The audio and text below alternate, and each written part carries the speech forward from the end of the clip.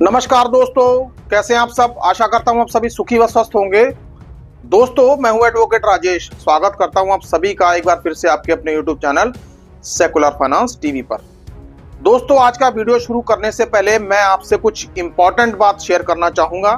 दोस्तों, जैसा कि आप सभी जानते ही हैं कि हमारा वीडियो डालने का टाइम शाम को है यानी रात को। दोस्तों, कल एक वीडियो डाला गया। वीडियो डालने के बाद एक ऐसा कमेंट आया एक यूजर्स की तरफ से कि भाई, हमने आपको पैसे दिए, आपने हमारा काम नहीं किया, आपसे हमें कोई फायदा नहीं हुआ। दोस्तों, उसके उत्तर में मैंने उससे पूछा कि भाई आप डिटेल तो शेयर करिए। आप कौन हैं भाई साहब जिनका काम नहीं हुआ? आप यूट्यूब पे अपना डिटेल शेयर करिए। मैंने एक के बाद 4-5 कमेंट किए। चारों कमेंट्स में मैंने यही पूछा कि डिटेल शेयर करिए, लेकिन सामने से कोई रिप्लाई नहीं आया। इससे साफ होता है कि ये कमेंट इस चैनल को बदनाम करने के लिए किया गया था। दोस्तों, मैं एक बात आपको क्लियर कर देना चाहता हूं कि हम सिर्फ जो आपसे पैसा लेते हैं, जो आप नोटिस हमारे थ्रू भिजवाते हैं, सिर्फ आपसे नोटिस का चार्ज लेते हैं दोस्तों। और हमने कंसल्टेशन नाम की कोई फीस रखी ही नहीं है दोस्तों। व्हाट्सएप हमारा जो पेड है बहुत ही छोटी सी अमाउंट है, बस वो एक बार आप पे कर दीजिए तो लाइफ टाइम के लिए आपको सारी की सारी एडवाइस फ्री है। चाहे आप टेलीफोन के माध्यम से लें, चाहे व्हाट्सएप कॉल से लें, और चाहे आप व्हाट्सएप चैट के थ्रू लें। आप अपना कोई भी डॉक्यूमेंट हमें दिखाएं, हमें उस डॉक्यूमेंट्स के बारे में पूछ सकते हैं, हमसे राय ले सकते हैं। हमारी तरफ से आपको एडवाइस बिल्कुल फ्री है दोस्तों। हम अपनी एडवाइस के लिए आपसे कोई भी एडिशनल पैसा नहीं चार्ज करते। दोस्तों, आप अपनी स्क्रीन पर देखिए कि भाई साहब ने कैसे कमेंट लिखा और हमने क्या जवाब दिया। दोस्तों, मैं ऐसे लोगों के कमेंट लिखने वालों की मजबूरी समझ सकता हूं कि या इन्होंने आखिरकार क्यों लिखा होगा या इनसे लिखवाया गया होगा। क्योंकि दोस्तों, या तो मैं जानता हूं या आप लोग जानते हैं कि आपके बीच, आपके और हमारे बीच में किस प्रकार का रिश्ता है दोस्तों, मैं उन सभी लोगों से ये निवेदन करना चाहूंगा कि कृपया इस तरीके का भ्रम फैलाना बंद करें। क्योंकि दोस्तों, मदद की जरूरत कल को आपको भी पड़ सकती है। मेरी बात उन सब तक पहुंच जानी चाहिए जो लोग ये वीडियो देख रहे हैं दोस्तों, आई होप आपको मेरी बात समझ में आ गई होगी दोस्तों कि मैं आपके सामने कौन सी सच्चाई रखना चाह रहा था दोस्तों, आइए अब वीडियो शुरू करते हैं दोस्तों, मल्टीपल लोन्स एक ऐसी समस्या है दोस्तों जिसमें इंसान जब घिर जाता है, स्पेशली मल्टीपल लोन्स जब एनपीए होने शुरू हो जाते हैं या लोन डिफॉल्ट होने शुरू हो जाते हैं, असली समस्या तो तब शुरू होती है दोस्तों। आदमी चाहे एक लोन में फंसा हो, चाहे मल्टीपल लोन में फंसा हो, जब तक वो ईएमआई सही तरीके से उतार रहा है तब तक तो खैर कोई बात नहीं। लेकिन जैसे ही आदमी मल्टीपल लोन के चक्र में फंस जाता है और ईएमआई बाउंस होनी शुरू हो जाती हैं दोस्तों, समस्या वहां से शुरू होती है। और दोस्तों, यही समस्या मल्टीपल लोन में फंसे हुए लोगों को कई बार किसी ऐसे चक्रव्यूह में फंसा देती है कि इंसान गलत डिसीजन लेने पर मजबूर हो जाता है दोस्तों, जी हां, आज का हमारा टॉपिक ही यही है, मल्टीपल लोन्स की समस्या। इससे कैसे निपटा जाए, आज हम इसी पे बात करेंगे। दोस्तों, जैसा कि आप सभी जानते ही हैं कि डिजिटल लैंडिंग का जमाना है और डिजिटल लैंडिंग के जमाने में लोन मिलना अब बहुत आसान है दोस्तों। बस आपको करना क्या है, आप अपना आधार कार्ड और पैन कार्ड दे दीजिए, चुटकियों में लोन आपके बैंक अकाउंट में। उसके बाद फिर शुरू हो जाता है रीपेमेंट का टाइम। रीपेमेंट ऐसी है कि कई बार कुछ लोग रीपेमेंट सही नहीं कर पाते, कुछ देर तो वो कर देते हैं लेकिन ईएमआईज बाउंस होनी शुरू हो जाती हैं दोस्तों। अब मल्टीपल लोन में फंसने का चक्रव्यूह शुरू कैसे होता है? अब एक लोन की ईएमआई बाउंस हुई तो लोग सोच लेते हैं यार कि चल दूसरा ले लेते हैं यार, इसका भी निपट जाएगा, अपना सर्कल चलता रहेगा। तो रिकवरी एजेंट्स कॉल से बचने के लिए, कंपनी के हरासमेंट से बचने के लिए लोग दूसरा लोन ले लेते हैं दोस्तों। फिर धीरे धीरे धीरे धीरे करते 1 से 10, 10 से 20, 30 ऐसे ही कितने लोन हो जाते हैं दोस्तों। और दोस्तों कई बार तो ऐसा भी देखा गया कि लोग मल्टीपल लोन ले लेकर शेयर मार्केट में भी पैसा लगाते हैं दोस्तों, और शेयर मार्केट की वजह से भी पैसा काफी सारा हार जाते हैं दोस्तों। लेकिन दोस्तों शेयर मार्केट में पैसा लगाना कोई बहुत बुरी बात नहीं है दोस्तों, लेकिन एक्सपर्ट एडवाइस लेके यदि ये काम किए जाएं तो शायद आपको फायदा हो सकता है।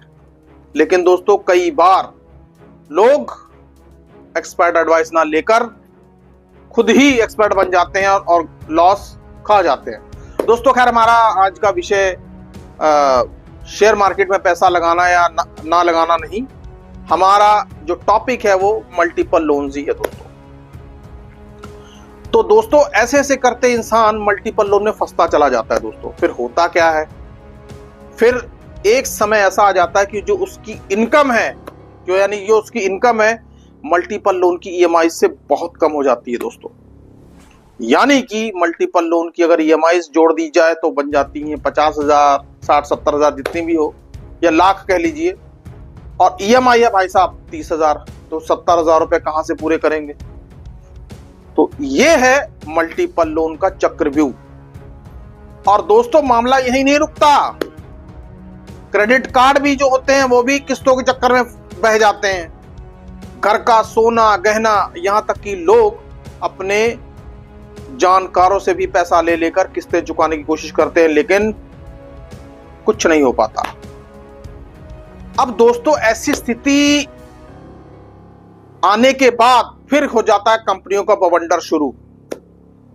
कंपनियों का बवंडर शुरू हो जाता है। कंपनियां कॉल, लगातार कॉल्स, 1 कॉल 2 कॉल, लगातार कॉल्स, मतलब इतनी ज्यादा कॉल्स कि सुनने वाला आदमी मेंटली हरास होकर रह जाता है दोस्तों। और वो ये समझने लग जाता है कि आखिरकार मेरे से गलती क्या हुई, मैंने कौन सा गुनाह कर दिया। ऐसी ऐसी कॉल्स, ऐसी ऐसी बातें कही जाती हैं कि इंसान शर्मसार हो जाता है। फिर उसके बाद आ जाते हैं रिकवरी एजेंट्स। रिकवरी एजेंट अपना ही खेल खेलते हैं। वो लोग भी बोरोवर को डराने में कोई कसर नहीं छोड़ते, अपने अपने पूरे पैंतड़े इस्तेमाल करेंगे। भाई कोई तो अपने बाहुबलीपन दिखाता है, कोई झूठे कानूनी केसेस में फंसाने की बात करता है। मतलब टैक्टिकली लोन कंपनियां बोरोवर पर दबाव डालती हैं कि फटाफट पैसा खींचा जाए। फिर उसके बाद नोटिसेस, फेक मैसेजेस, कानूनी कार्रवाई का डर, आर्बिट्रेशन का डर, मतलब ये सारी चीजें पूरी तरह से आदमी के सर पे आके बैठ जाती हैं दोस्तों। अब ना चाहते हुए भी आदमी इन सब चीजों से आजाद नहीं हो पाता। अब करे क्या, फंस गया।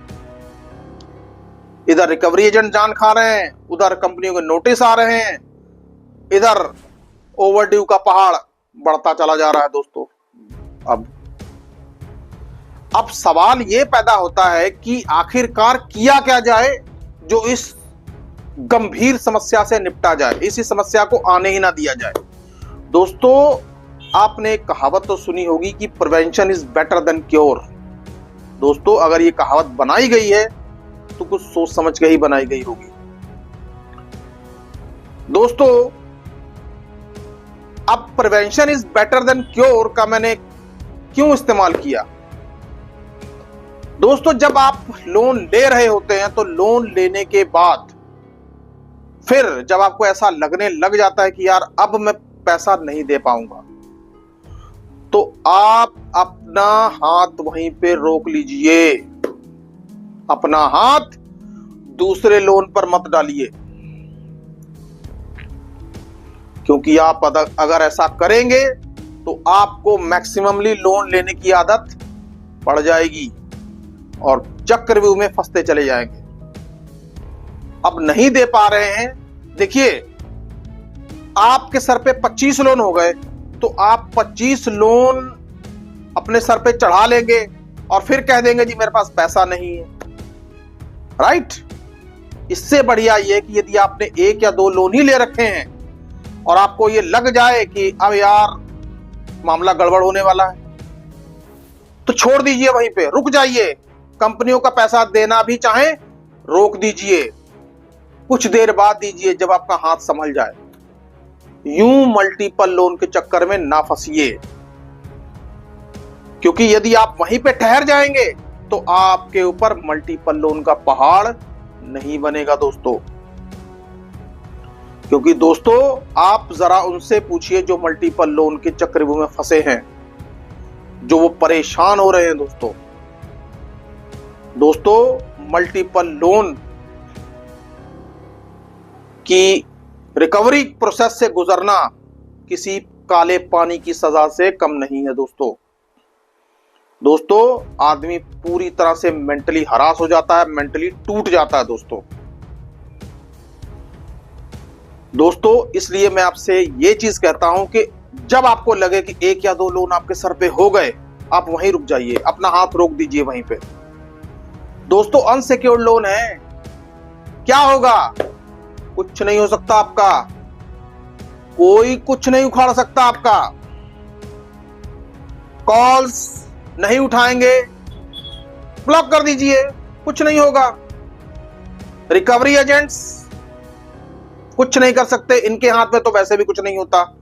इनके हाथ में सिर्फ एक चीज होती है कि लोगों को बेइज्जत कैसे किया जाए, और आपके हाथ में क्या चीज है कि आप इनसे सख्ती से कैसे निपटें। आप निपट सकते हैं लेकिन निपटेंगे नहीं। हमारे घर रिकवरी एजेंट नहीं, भगवान आ गया है, बाबा भगवान के आगे तो हम बोल नहीं सकते। दोस्तों रिकवरी एजेंट भगवान नहीं है, भगवान की तुलना तो किसी से नहीं की जा सकती। दोस्तों रिकवरी एजेंट से निपटिए, कुछ नहीं होगा। अगर आप इनको 2-4 सुर संगीत सुनाकर भेज देंगे ना घर पे, तब भी आपके ऊपर कोई कार्रवाई नहीं होने वाली। अगर वो बंदा आपके घर पे आया और आपके घर पे आकर आपसे बदतमीजी कर रहा है और आपके साथ हाथापाई कर रहा है, तो दोस्तों आपके घर में घुस के वो कर रहा है ना, तो यदि आपने उस वक्त पुलिस कंप्लेंट कर दी ना, तो भाई साहब कानून के वो ऐसे लपेटे में आएंगे ना कि बेल भी नहीं होगी। इसलिए अपने अधिकारों को पहचानिए, डरिए तो बिल्कुल भी मत। डर को उठाकर साइड में फेंक दीजिए। क्या है डर? अरे भैया लोन डिफॉल्ट हुआ है यार, तो क्या हो गया? डर को उठाकर साइड में फेंकिए। बताइए भाई रिकवरी एजेंट्स, हाँ भाई कौन हो तुम? नहीं है भाई, जब होगा दे देंगे। बस इतने तो शब्द कहने हैं। ये ऐसा थोड़ी कि घर में 4-4 घंटे बिठा के रखना है हमें, मत करिए। और दोस्तों सबसे बड़ी बात, आपको यदि लगने लगा है कि अब आप की भरने की कैपेसिटी नहीं है, तुरंत प्रभाव से आप फटाफट देरी ना करते हुए प्रायर नोटिस दे डालिए, इंटीमेशन दे डालिए, कंपनी को इन्फॉर्म कर डालिए, क्योंकि दोस्तों आरबीआई भी यही कह रहा है। दोस्तों फटाफट ऐसा कर दीजिए। और उसके बाद यदि आपको लोन मिल भी रहे हैं और तो मत लीजिए, आप मल्टीपल लोन के चक्रव्यूह से बच जाएंगे दोस्तों। 1 या 2 लोन बहुत है, उन लोनों को चुकाने के लिए आप और लोन मत लीजिए, क्योंकि इससे बड़ी बेवकूफी और कोई हो ही नहीं सकती। दोस्तों मल्टीपल लोन में आप नहीं फंसेंगे, 1 या 2 लोन रहेंगे तो चलिए आदमी का वक्त धीरे धीरे जल्दी सुधर जाता है, तो 1-2 लोन आदमी सेटलमेंट करके उतार भी सकता है दोस्तों। लेकिन मल्टीपल लोन को उतरते उतरते तो काफी समय लग जाता है। दोस्तों मैं बात बड़ी प्रैक्टिकल कर रहा हूं, कोई हवा में बात नहीं, प्रैक्टिकल बात है ये। 25 लोन जिसके सर पे होंगे तो वो कब पैसा अरेंज करेगा, कैसे अरेंज करेगा, कब उतारेगा? भाई घर भी तो चलाना है, घर भी तो देखना है अपना। तो दोस्तों सबसे पहले काम आप ये करिए, प्रायर लीगल नोटिस दे दीजिए। कुछ नहीं होगा, जो कुछ आप प्रायर लीगल नोटिस में अपने एडवोकेट के द्वारा कंपनी को बताएंगे, दोस्तों कंपनियां सावधान हो जाएंगी। फिर कंपनियां अब सोच लेंगी कि अभी इस बंदे के पास पैसा इतनी आसानी से नहीं मिल पाएगा। फिर दोस्तों धीरे धीरे आपके ऊपर से रिकवरी प्रोसेस भी बंद हो जाएगा, कानूनी प्रक्रियाएं भी कंपनी करनी बंद कर देगी दोस्तों। फिर बस बात सेटलमेंट की ही होगी। दोस्तों कुछ नहीं होता, अनसिक्योर्ड लोन में कुछ भी नहीं होता। आर्बिट्रेशन ज्यादा ज्यादा क्या हो जाएगा, आर्बिट्रेशन, उसका जवाब दे दीजिए। सेक्शन 25 उसका जवाब दे दीजिए। क्योंकि दोस्तों कंपनियां इतनी तो बेवकूफ है नहीं कि हर बार आपके ऊपर कार्रवाई कर दे। कार्रवाई होती है, मैं ये नहीं कहता, लेकिन बड़े लोन्स में होती है, लेकिन वो भी तब जब आप किसी भी नोटिस का जवाब नहीं देते। जब आप कंपनी को कुछ बताएंगे ही नहीं तो कंपनी को क्या पता, कंपनी तो कार्रवाई करेगी ही। सबसे पहले मैं फिर कह रहा हूं, आपका लोन यदि डिफॉल्ट होने वाला है या हो गया है, बिना देरी करते हुए प्रायर लीगल नोटिस दे दीजिए। क्योंकि दोस्तों अब प्रायर लीगल नोटिस अब एक ऐसा टूल बनता जा रहा है कि अब कंपनियां भी इस नोटिस को देखकर घबराने लग गई हैं दोस्तों। और आराम से बैठ जाइए, कोई भी नोटिस आता है उसका रिप्लाई दीजिए और शांति से रहिए। लेकिन दोस्तों सबसे बड़ी बात यह है कि जब आपको दिखने लग जाए कि एक लोन हो गया या 2 लोन हो गए, इसके बाद अब आपके लिए खतरे की घंटी है, मत लीजिए, मत फंसाइए अपने आप को, मत अपनी गर्दन फांसी पे लटकाइए। दोस्तों बचे रहेंगे और आगे की लाइफ भी आपकी आसान रहेगी दोस्तों आई होप मल्टीपल लोन के ऊपर आपको ये मेरी बात समझ में आ गई होगी कि हमें आखिरकार मल्टीपल लोन से कैसे बचना है और हमें कैसे रिकवरी एजेंट से कैसे निपटना है दोस्तों मेरी आपसे विनम्र निवेदन है, कृपया इस वीडियो को ज्यादा से ज्यादा शेयर करें, चैनल को सब्सक्राइब करें दोस्तों। सुखी रहिए, स्वस्थ रहिए। जय हिंद, जय भारत।